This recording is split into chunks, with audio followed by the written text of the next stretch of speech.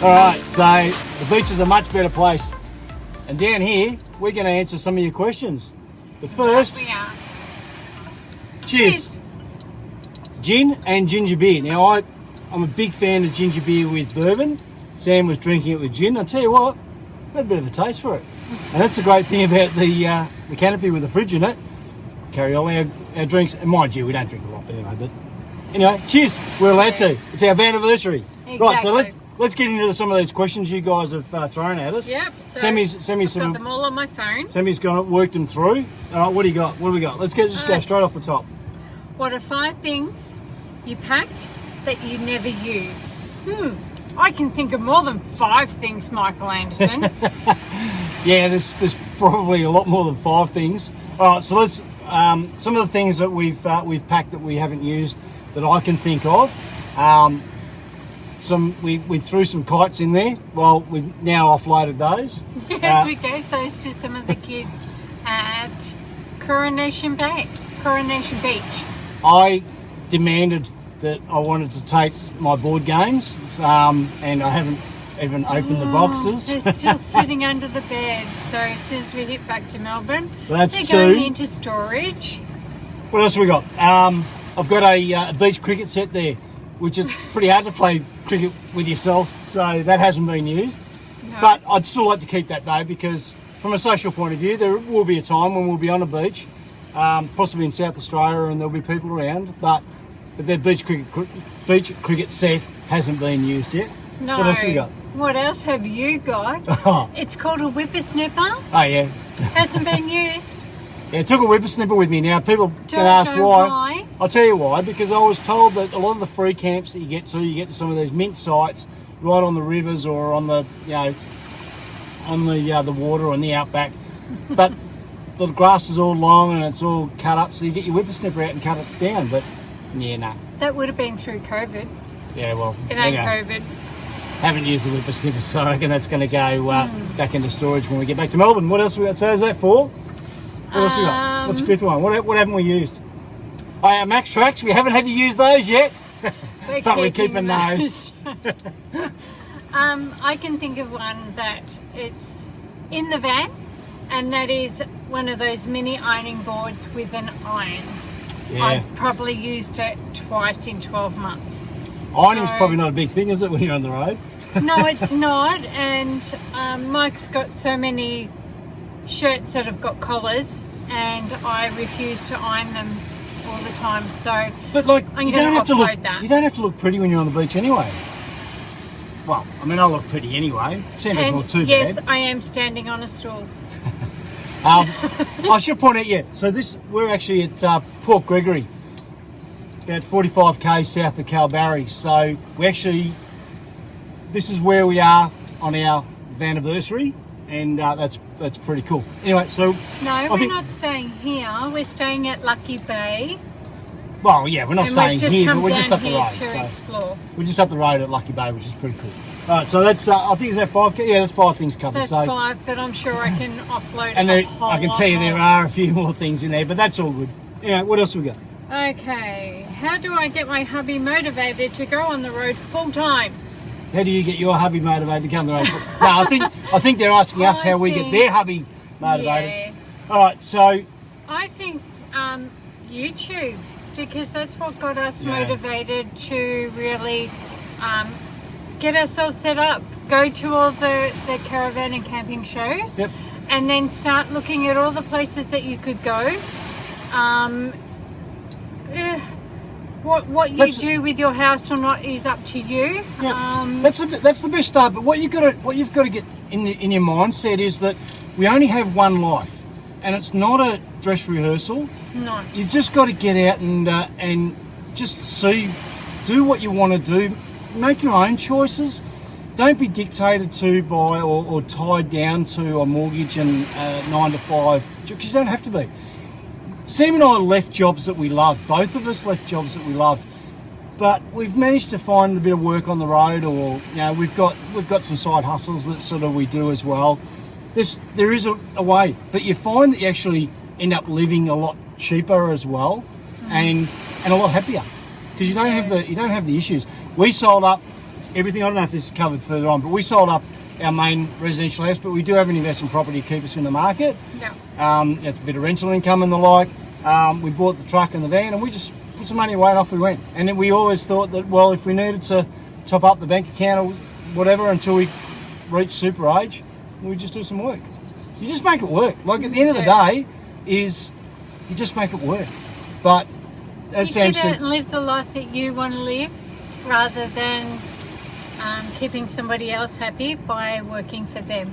you've got to get it in your mentality that you want to live a life of choice. But as Sam said, the best place to start to motivate is hit the shows and watch the YouTubes. Look, we were motivated by some of the bigger names, ADU, Lifestyle Pioneers, Trip in a Van, all the OGs. They've been Yeah. around for a while. We were motivated by them, and Yeah. here we are. Exactly right. Get out there and just give it a crack. Exactly.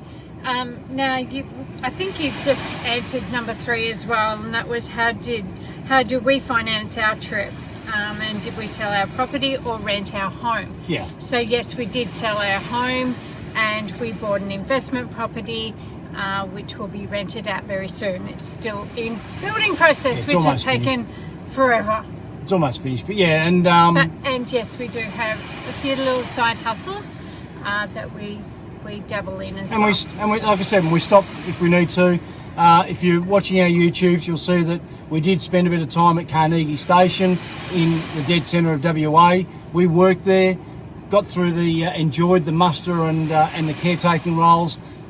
No experience, but we got into it and just had a crack, and it's there for you to do. There's so much work out there if that's what you want to do, and particularly if you've got a trade. I don't have a trade, but I'm sort of motivated enough to get out there and just try anything. But if you're an electrician, a plumber, or a carpenter, like, You've made. right, you've got Seriously. there's no, like, just get on the road, because you're going to have probably Yeah. more work than you've even got now. Exactly. So number 4, what could you not manage without on this road trip, not including the car or the trailer? Not sure if that's, including, The bar fridge. couldn't do without the Couldn't do without the bar fridge. bar On the fridge beach. On the beach. Having the Yeah. whole canopy set up on the beach. Seriously, the way we've got these set up, Mitts Alloys canopy with all the gear in it, I think we'd struggle to really enjoy some of the places that we've been to, having him right here, because we've got the power, we can cook some sausages with the induction. Yeah. We've got the drinks in the fridge, and it's just easy. We don't have to cart around eskies and things like that. So for me, I couldn't do without the canopy. But what was the question? Was not including your not car, including the car or the trailer. Trailer. So it's actually a tough one, really. What could I not do without? In hindsight, absolutely think I would have spent, before we left, I probably would have spent more money on an even better drone, because the footage you get from a drone is spectacular. And if you're going out on a lap or just getting out and living the dream, a drone is almost essential for some of the great pictures you get. But I don't know, that's a tough one. What could you do without considering the truck or the van? Or is it, if we talk about components of the truck and the van, as I said, for the truck, airbags and for the truck it's definitely the full canopy, and for the truck and the van it's the airbags. We've got airbag suspension on both, and I couldn't do without, and certainly couldn't do without the compost toilet in the van. Yeah, definitely. That is a tough one. So if whoever did ask that, because I haven't written down names, but if you did ask it and you want me to elaborate a little bit, just reach out. Elaborate a little bit further, just mention or comment, and we'll try and answer it a little bit better. Yeah. What else you got? How many miles have you done in a year? Where we started, when I took delivery of the truck, and before we actually hit the road, we were on about 8,000, and now we're on about 34,000. So do your maths? So it's 26,000 Ks that we've done in 12 months, which is probably pretty reasonable. We don't usually travel that fast, but we did travel reasonably quickly for the first few months until we started slowing down. But from now on, we're actually going to be probably a bit slower. Yeah, definitely. What's the best meal you've had? Now that we're going to break this one up because we don't eat out a lot. We do eat in a lot, so I can't really answer that because I'm usually doing the cooking. But we've had some anything ripping that's- meals. So we've done some casseroles on the fire when we were allowed to do fires early in the piece. We've had lobster, which was pretty spectacular. And you'll see that in upcoming episode where I go out on a cray boat, get some crays, come back, and we managed to get for the two of us, 2 dinners and a lunch for the 2 of us out of what I brought back. So that was pretty spectacular. Yeah, that was pretty good. So lobster's great. We've had oysters in Tasmania, which is spectacular. We went to Ballara Station. For Just me, burgers in Ballara. anything eating out was absolutely dinner, yeah. luxurious because I didn't have to cook it and I didn't have to do the dishes. So anything eating out for me was really good. But as the man that's, and the old saying is, straight to his stomach is the best way to show your love. And Sam's a great cook. She carries Thermomix on the road and an air fryer, and pretty much that with the induction cooker just about does everything. And we've had some spectacular meals. Sam makes some great curries, great pastas, and I can tell you now, we haven't skimped. We don't do too badly on the road. We eat pretty well. Yeah, exactly. Those who eat baked beans and spaghetti, well, that might Good be for your budget. Yeah, definitely, but that might be Mike's breakfast. Yeah. Or the odd occasion where I said, "No, I ain't cooking." That's what he'll have. But yeah, we generally I'm cooking. Generally a reasonable breakfast and a decent dinner, and not like just a snack or something for lunch or a sandwich if we feel like it. But generally that's what it is, isn't it? Breakfast and dinner. Something really light for lunch. Yeah, we try and just have 2 major meals. Skip lunch if we can, or it's just a quick snack, whether it's just some cheese and bickies or we might have a wrap or whatever. But yeah. And so that we don't spoil our dinner, we usually minimise our sundowners to maybe 1, 2 at the most. Yeah, definitely. What do you got? Okay, so what do you consider the most difficult thing to commit to in 12 months on the road so far? Most difficult thing to commit to? A budget. Yeah, yeah. Look, we don't really run with a budget, so we sort of try to, and we kind of have an idea of what we're spending. But committing to a budget, that's just not us. I don't think we could do it really.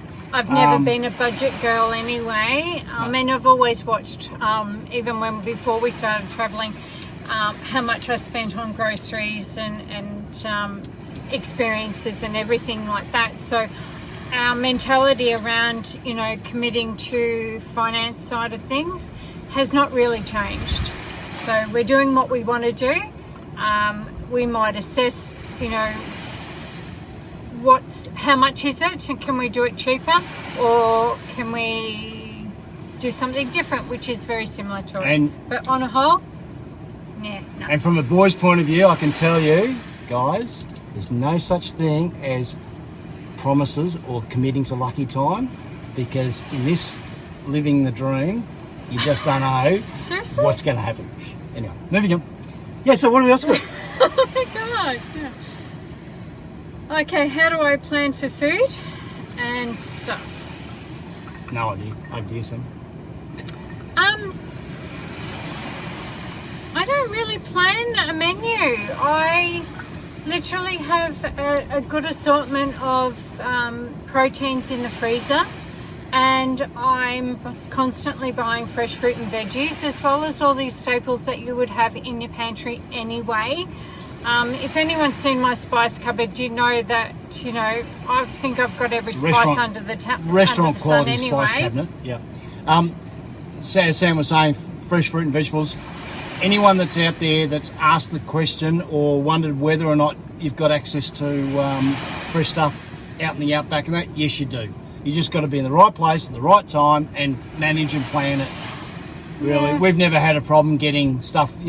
The country town IGAs and things like that have always got fresh stuff. We never had a problem, really, have we? Yeah, no, we haven't.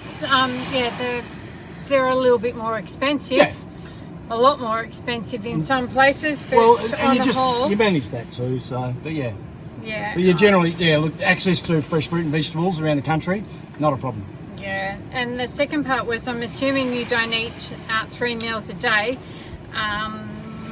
and also outback areas probably don't have many dining options. No, So when we were in answered that before, outback, so. yeah, we were at Carnegie Station. Most of our meals were already prepared for us through muster season. Once the muster crew moved on, then I was the one cooking, but Carnegie supplied. The freezer's full of meat. Yeah. Five freezers full of meat. Yeah, but we sort of mentioned that before anyway, that we don't eat out a lot, so No. we just work out what we need. We've got plenty of storage in the van, and obviously we've got some fridge storage in the truck. So we just get what we need, and then we move on. And when we get to another town, we just reassess what we need and stop in again. It is what it is. But yeah, we do pretty well. Okay, this one is for you definitely to answer. And that's, how do you prepare to fix the vehicle in case of emergency? 1, that's why you got insurance. 2, how do you fix your vehicle if you need to? Well, the first thing is Phone a friend. Google's always good if you've got signal. Look, in the last vid, if you watched it, you would have seen that I had a plug kit for a flat tyre. Instead of taking a spare off and using the spare, just plug. So a spare and a plug kit, cable ties, race tape, usual tools, screwdrivers, things like that. So you just got to carry some spares. I've got oil filter, air filter, things like. I've got some spares, basic spares like that. And you just, after that, it's just maintenance. You just got to keep an eye on it. I regularly get underneath. If we're sort of airing up or airing down, I'll take that opportunity to jump underneath and have a bit of a look, and just, if we're about to leave on a travel day, I'll do a walk around, kick a couple of tyres and that sort of thing, and just check. You've just got to keep your eyes on things anyway and keep on top of things generally. But at the end of the day, I'm no mechanic, but I've got a reasonable sort of idea of my vehicle and my caravan, and what I need to keep an eye out for. So it's just general ongoing maintenance. And seriously, if you look after your equipment with ongoing maintenance, you shouldn't have any ongoing issues. Sorry, you guys deal with kids. We're going to deal with dogs who's wanting to go for a swim. So, Okay, so I guess also in that, we've also had Beast in for a service. We've got another one booked in for another service in the next couple of months. van's been in for a service. Tyres, they've been done. The van's been in for a service. Yep. So I guess, if you keep on top of your services as well, you're going to run into no troubles whatsoever. And that's all planning ahead too. We've had a service done in Kalgoorlie. We've had maintenance done in Perth. We're having a service done in Melbourne. Caravan was done in Perth. So it's all about just managing where you're going to be at what given time and how many Ks you're going to have where you need to get things done. But keep on top of those, and you shouldn't have any issues. Next one. What do we do when we have a fight? In the middle of nowhere. Yeah, look, this lifestyle's not all rainbows and lollipops either. Remember that. Like, you're in a pressure cooker. We are together 24/7. But in 12 months, like, realistically, there wouldn't be... On a whole, a good 85-90% we have been on the same path. There's only been a small amount of times where we have not been on the same path. And usually that's Sam what do being we cranky, usually do? You shut up. I have to See? watch what I said then. Usually, if it's not too hot, I will say, no, leave me alone. I'm either going outside, I'm going to sit outside under the awning, or I'm going to go for a walk. I'll take the dogs for a walk. Just space. Or I get will cranky. do an exercise program. So I'll get cranky when it's too hot, and things just, there's little things, just niggling things happening, and it's just not going our way for the day. But yeah, you just got to give each other time and space, and for the I most. think respect what each other is saying as well. So, you know, when I'm really upset or whatnot, I'll say, no, just leave me alone. I'm going outside. Don't follow me. You've push got the the van issue or and whatever. whatnot. Yeah. I'll come back and we'll talk about it later. Yeah. So I guess that's how we really deal with it. Yeah. You know, got to give people, give each other time, space to cool down, calm down, think about the whole situation, then come back and re-talk about it. Hopefully that both of you have put it into perspective, and Sort you can out, move either on. agree to disagree, Yeah. or you can just go, yep, okay, I can see where you're coming from, I can see where you're coming from, okay, hug it out, go for it. Yep. The question actually mentioned in the middle of nowhere, and that's where it's even better to find space. You can just walk, and you don't have to worry about anyone else. Or Lisa's got a rooftop, so that's the doghouse, Yeah. and I've got the van, so Mind you, when you're in the doghouse, there's more room to spread out and all that anyway. Anyway, that sounds good. What else you got? okay, what do you enjoy more, the driving or the stay? Oh, so all that, the destination or the journey. Yeah. What's Journey better, the or journey or the- the destination? I think, interesting one. yeah, it is. I think it's an exciting for both. I mean, tomorrow's a travel day for us, so I'm starting a to whole 100 kilometres. But I'm getting excited because I'm getting to go somewhere new. Different, yeah. But on the longer trips, it's always being a passenger. You always get to look out, and you've got lots to look at.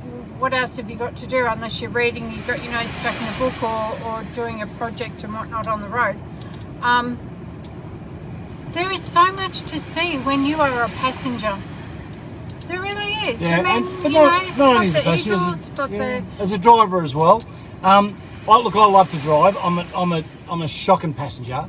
I know. Much better if I jump in the passenger seat and sleep or something, that's fine. But and we don't travel long enough for that to happen. So I'm a much better driver than a passenger. I enjoy the drive, but I love getting to wherever we're getting to and setting up and then just chilling down. You get to that. It's probably a bit different if we were doing like 800 or 900k day and then setting up somewhere. Then the journey versus the destination question comes into play. But we don't travel more than 100 or a couple of 100 k's whenever we have a travel day. So Axel, come here. Sorry, we've got a car coming. Axel, come here. drive on the Good boy. beach. Yeah, we're right on the beach, and we've got Go there, Ben. cars driving along the beach, and I've got a dog sitting right in the driveway. All right, what have we got? Okay, I'm interested to hear how the fuel prices affected you on your travels. Yeah, okay, so that's one for me. The cheapest we paid is $1.74 litres Yep. for per litre for diesel, and the most expensive we paid is $3.80, and that was on the Great Central Road. That was only brief. I knew that I wouldn't need a lot of fuel, so I didn't pay for a full tank or anything like that. Mind you, I've got a 211 litre tank, so it does get expensive when you're paying $3.80. Even if you're only putting in 50 litres or whatever. So, but overall, I reckon, look, I don't really worry about fuel prices as such. If I need fuel, I just put fuel in. We do run the fuel app, and I have a look at that every now and again if we're going to be sort of somewhere where we might be able to get save a little bit here and there. And yes, that 10 or 20 bucks makes a difference, particularly when we're cheap or low cost camping. Where we're staying at the moment at Lucky Bay, it's 15 bucks a night. So if I can save 15 or 30 bucks on fuel, on a tank of fuel, well, there's a couple of nights accommodation for us effectively. Exactly. But realistically, I would say our average probably fuel, if I was to sit down and work it out, it's probably going to be something around that $2, $2.10 per litre for 12 months. Yep. And because we don't travel fast, a tank of fuel would last probably 3 weeks. We got a double, a long range fuel tank. Yeah, too, 211 so- litres. But we probably Yeah. I reckon we go about 3 weeks on average, 3 weeks per tank, and I've probably averaged around $2.10 to $2.10, something like that per litre. Okay, I think the next two we've already answered. answered how did you not kill each other, and how do you give each other space and live together in a small space? Yeah. So Covered we've that. just covered both of those earlier. So I'd probably mention too that if there's issues with your relationship, you're gonna know these are pretty quick. these are going to get really, really emphasised in this sort of environment because it is a pressure cooker. Sam and I are pretty good mates, so we do quite well, even when when we're sort of a bit narky with each other. You just work through it. But it said if there are inherent issues in your relationship, I'll say now, and Don't travel. I'm no relationship expert, but this is not for you.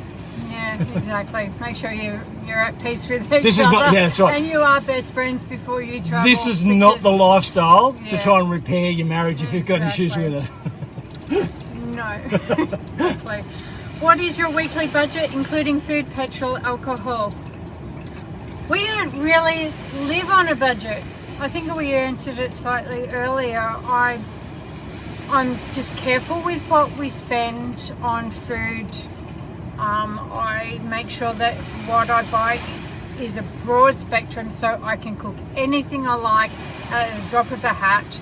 If I want to make something different, then I do make a shopping list, and so therefore that recipe, which is usually little snacks, I get to make those as soon as we've got those. We've been to the shops. We sort of work on, look, ideally around about $300 each. We'll say $600, and we occasionally have, as you would have seen in our earlier videos, we've got Rochelle, our daughter, travelling with us. So we work on about $300 each. So it's $900 there when three of us are travelling. $600 if it's only the two of us. But realistically, we're probably more like $750 when it's two of us, and about $1,000 when there's three of us. Yeah, so food and petrol. Well, petrol you can't really budget for because the prices are so vast from. And it depends on how country quick, and as I said country before, it and depends on how fast quickly you're travelling. actually. Because if you slow right down, your fuel costs aren't actually an issue, really.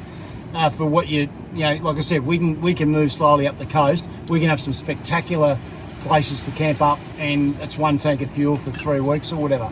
But if I was doing a lap, which is You're going to chew through it like there's no tomorrow. I think 12 months in I think it's about 40,000 k's or 45,000 k's is what you do if you do a full lap, and that would be almost double what we're doing now. So that'd be pretty expensive from that point of view.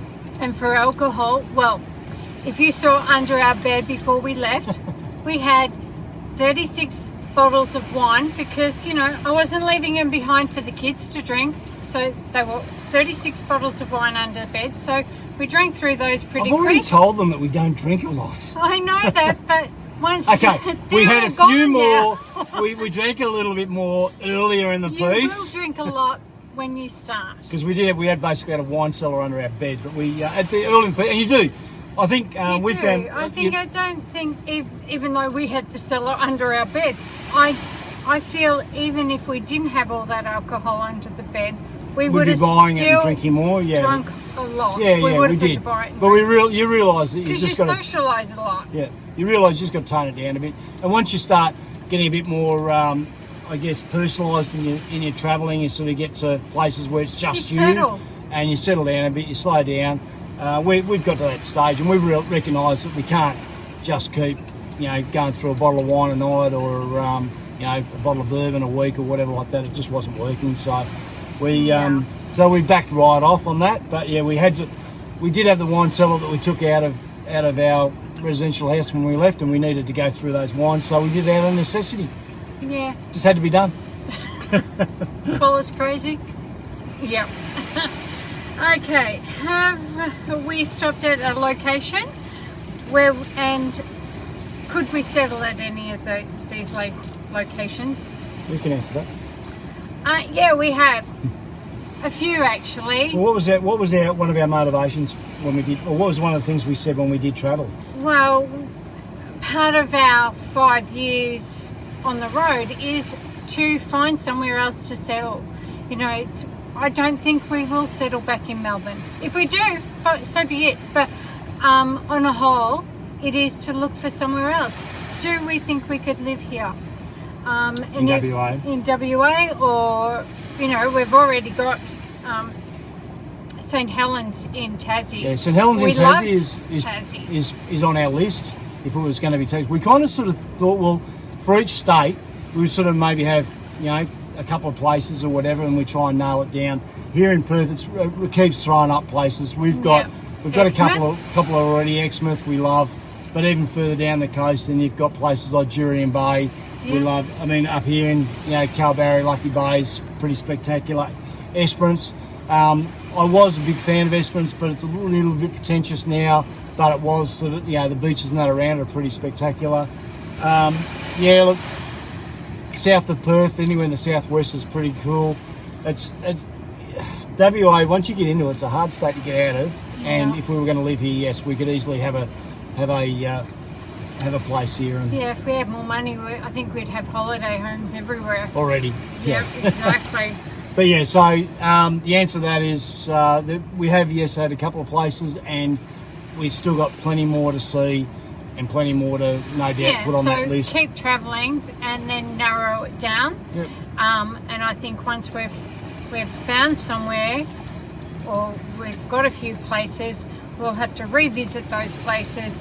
Then we'll have to stay, particularly if it's, you know, sort of has high wet seasons, dry seasons, you know, the temperatures are quite fast, or the seasons are quite fast. Yeah, I mean, I'm not going we to. need to make sure that we can live through those. We're not going to be comfortable just buying a place straight up and going, yep, this is it.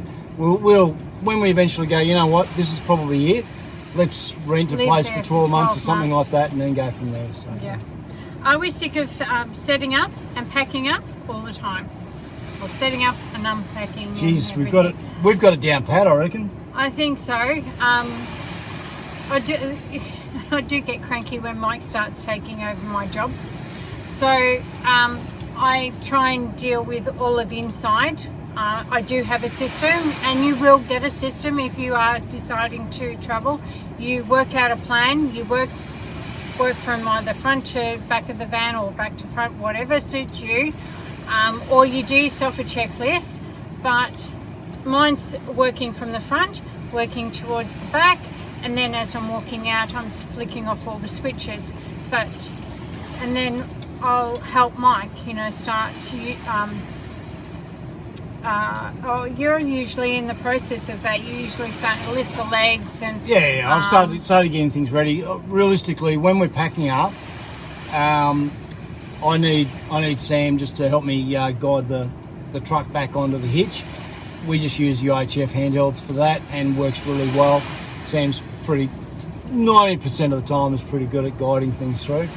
No, we've actually got it down pat. But in terms of setting up, it's I look after the outside, Sam looks after the inside, setting up and packing up, that is. I alluded to it before, we've got airbag suspension on the van, and that allows us to just level the van. We don't need to worry about levelling chocks or anything like that. So we can pretty much, once we've picked a site and gone, yep, this is where we want to be positioned, can back up into it, and it's just a matter of going, yep, Sam will jump inside, we'll do some adjustments, and within 5 minutes we can literally be sitting down and having a drink. So it's apart from all the usual fine tuning, but it doesn't take a lot to set up and pack up. I would say probably half an hour each time, each way, and we're done. Literally from start to finish, half an hour and we're out of a place, or half an hour and we're in and we're settled. I think the more minimal stuff coming in and out of the van is best, as well as, you know, minimal stuff in the truck. I think that's where that really does help. Yeah, it all comes down if you've got your awning out and your mats down and things like that. It's but generally speaking, yeah, I reckon half an hour each way, and we're done, and we move on. Okay. Have we attended any country festivals on our travels? Not yet. No, not yet. But wait. Yeah. We will be as soon as we start hitting the East Coast. I think we'll be definitely hitting quite a few of those. Yeah, we've got we've got the Tamworth Music Festival, the Elvis Festival. We've got. We want to do the Big Bash. Yeah. So there's a few things that we do want to do, and we will get to those. But to date, no, we've done a couple of country sort of fairs or whatever we've stopped in at, but realistically, no. But that's definitely on the cards. Okay. Have we encountered any trouble on the road? No, not necessarily, other than, those who don't have UHF and not communicating to others on the road. I think that's a little bit frustrating. That's frustration, but in terms of, I think the question refers more to, have we had anyone trying to knock off the bikes at night time or... No, but somebody stole our bag, our bush barrier bag. Our bush bin bag thing itself that hangs off the back of the truck. That went missing, I think, about a week or so ago, I reckon. But but other than that, no, we've had no issues. We had no one trying to break into the van or anything like that.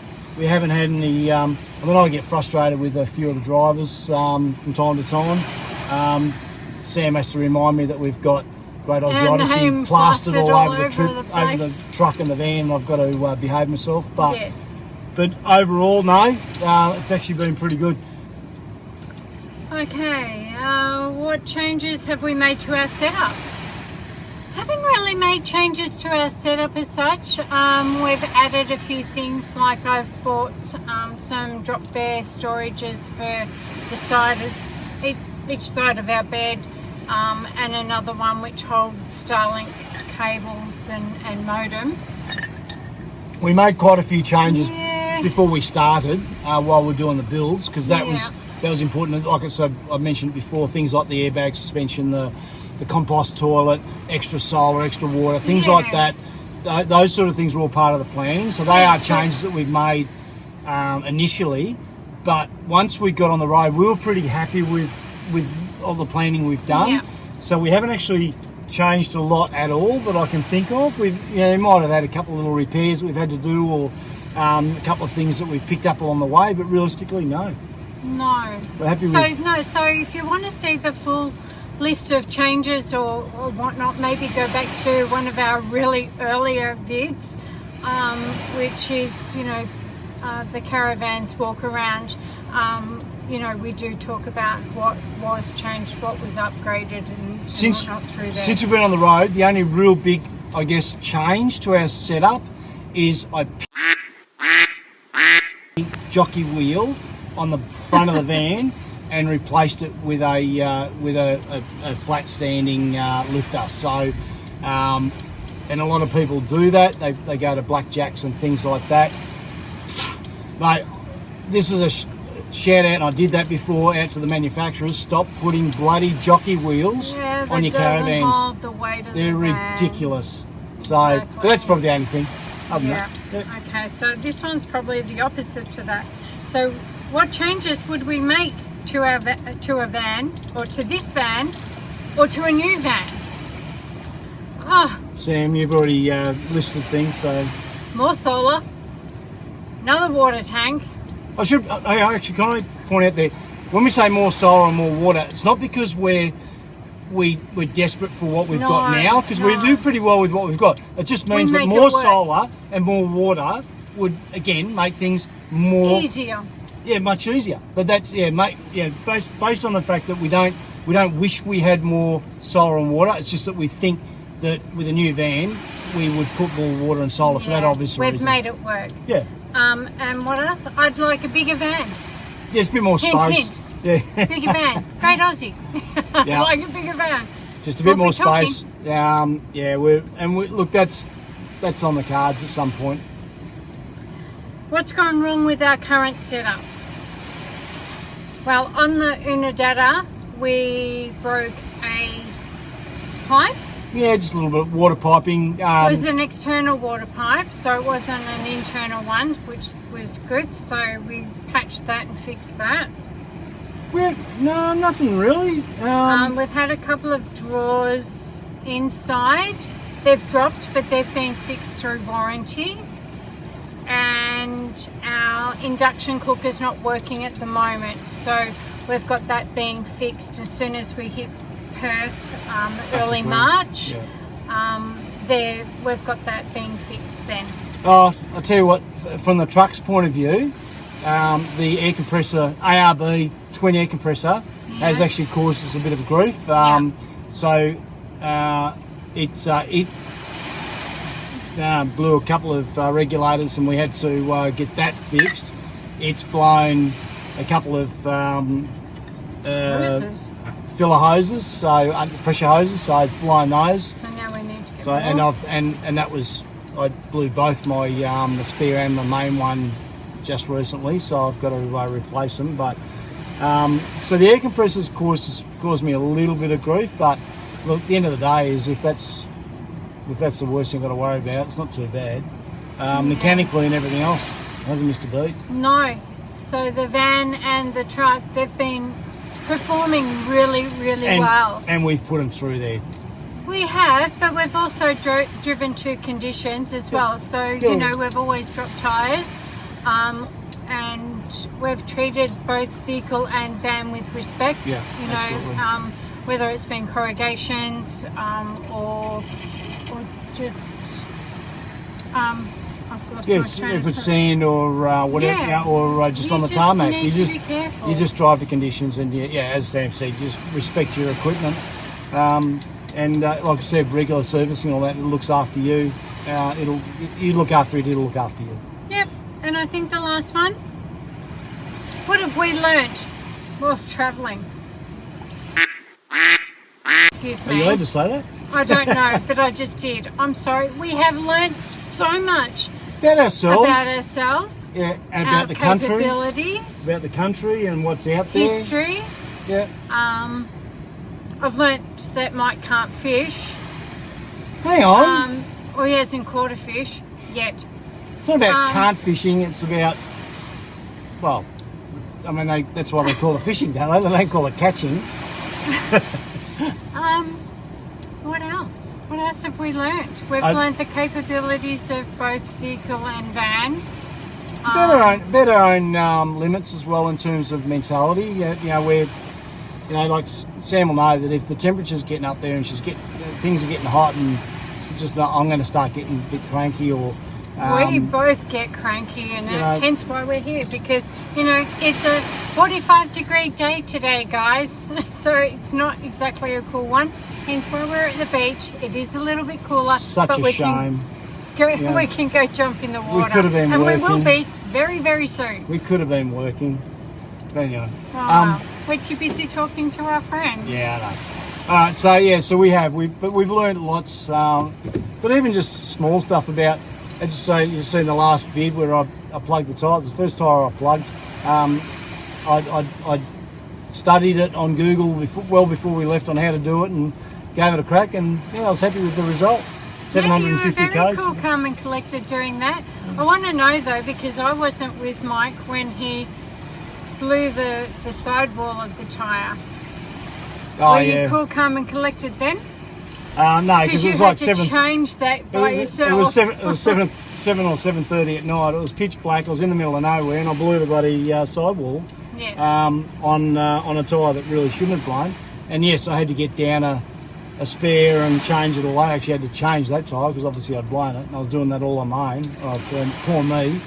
But I'll tell you what, when you're trying to lift a 37, 12 and a half, 20-inch tyre off a carrier that's above your head, and putting the spare back up, it's not easy. But anyway, that's. What else have we learnt? Using the little handhelds to back is really handy, and I use passenger side, driver's side. I don't go right or left. I usually use Communication. Communication. Towing communication is always. I mean, if those that travel and tow vans and have their wife or their partner, I shouldn't say their wife or partner. This way. Straight back. Whoever it is, male or female, that's doing the signalling, the other one's doing the parking, will Yelling. know that it's a marriage breaker. It's not a great thing, and if you can work it out and you can communicate and make it happen, it makes your life a lot Yeah. easier. And we've had a couple of couple of times when we got frustrated with each other. You know, I'm not. So now it's just a handheld. But for the most part, we it do pretty well. works every time for us. She's actually pretty good. Thanks, honey. All right. Apart from that, if there's any more questions, please just leave a comment and we will get back to you. But apart from that, 1 year to us. Yay! Yeah. So what Too is hot it? to make a cake, so I'm not making a cake. What is it you normally say? Stay curious, stay adventurous, and please keep on exploring. See you guys. Cheers. Thanks for tuning in and asking the questions. And like, subscribe, and comment. Hey, all. See ya. Bye.